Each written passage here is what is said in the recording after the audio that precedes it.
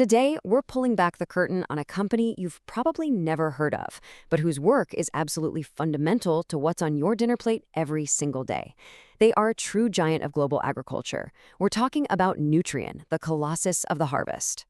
Okay, let's just dive right in with a massive question, one that really frames everything we're going to talk about. With our global population just continuing to climb, how on earth do we make sure there's enough food for everyone? I mean, this isn't some hypothetical, far-off problem. It's one of the biggest challenges of our time. And the answer, when you boil it all down, it starts right here, in the soil. The health, the productivity of our farmland, that is the absolute bedrock of the global food supply. It all comes down to the essential nutrients that help our crops grow strong. And this is where Nutrien steps onto the stage.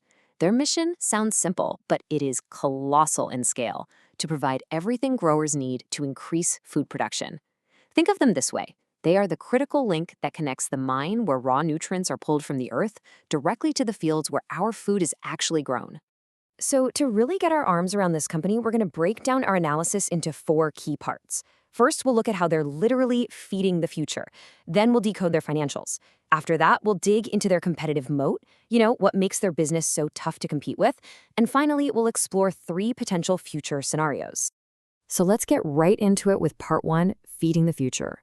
This is where we'll get a real handle on what Nutrien actually does and the almost unbelievable scale of their global operation. Now, when you look at these numbers, what's really staggering is the sheer dominance it shows. Nutrien isn't just a player in this market. In many ways, it is the market. They are the #1 global ag retailer and the world's largest potash producer. We're talking about nearly $27 billion in sales, serving over 500,000 customers in more than 50 countries. This isn't just a company, it's a core piece of our global food infrastructure. All right, so that gives you a sense of the sheer scale. Now for part 2. Let's see how that global dominance actually translates into financial performance and decode the story that the numbers are telling us. I want to start with this number because it's a big one. Over $6 billion. This was their adjusted EBITDA for 2025. Now, EBITDA is a bit of jargon, I know, but just think of it as a key measure of the company's core profitability. It's like looking at the raw horsepower of its financial engine before things like taxes get in the way.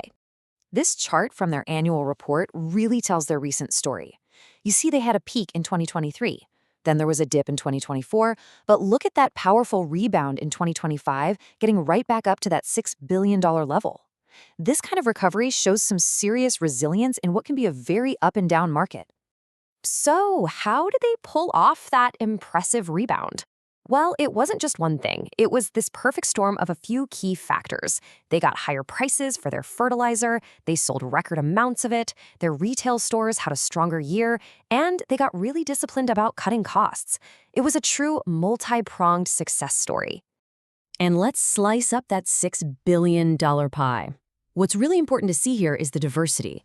Yeah, potash and nitrogen, the raw commodities, are the heavy hitters. But that retail segment, making up nearly 30%, is absolutely crucial.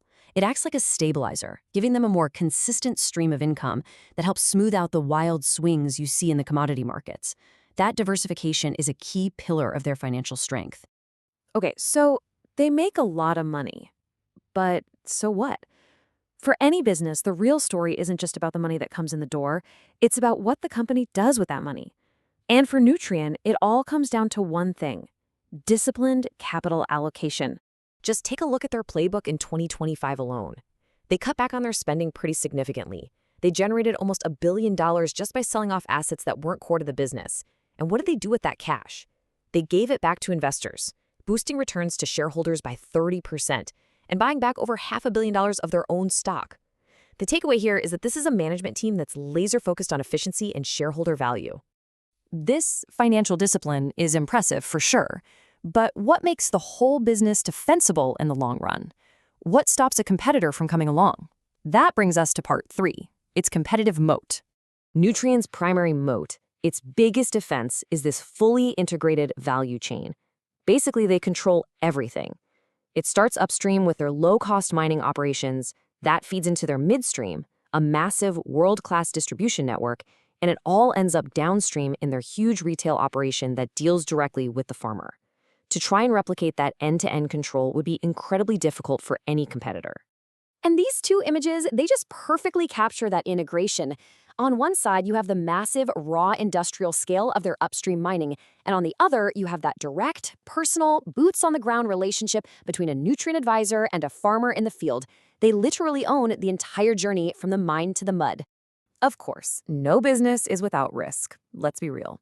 Their strengths are clear. That global scale and integrated model we just talked about, plus their diversified earnings.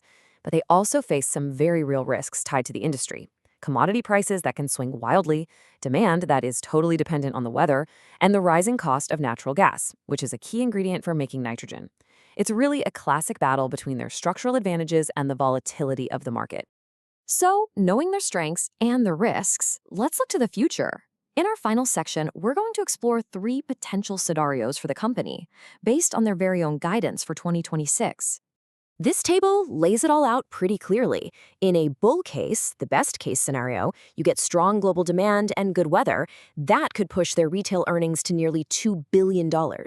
The bear case, the worst case, sees weaker crop prices and higher costs, dropping that number down to $1.75 billion. Their base case, which is basically just stable, normal conditions, lands right in the middle, around $1.85 billion. Those triggers listed right there, that's exactly what anyone following this company should be watching. So what's the big takeaway from all this? This old market proverb kind of sums it up well. Investing in a company like Nutrien isn't really about trying to time the market perfectly. It's about recognizing the essential, long-term, non-negotiable reality of feeding the world.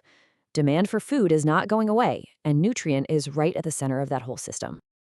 And that brings us to our final thought, a question for you to think about.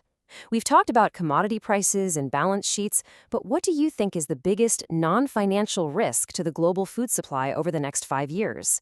Is it geopolitics, climate change, supply chain fragility? Let us know what you think. Thanks for joining us for this explainer.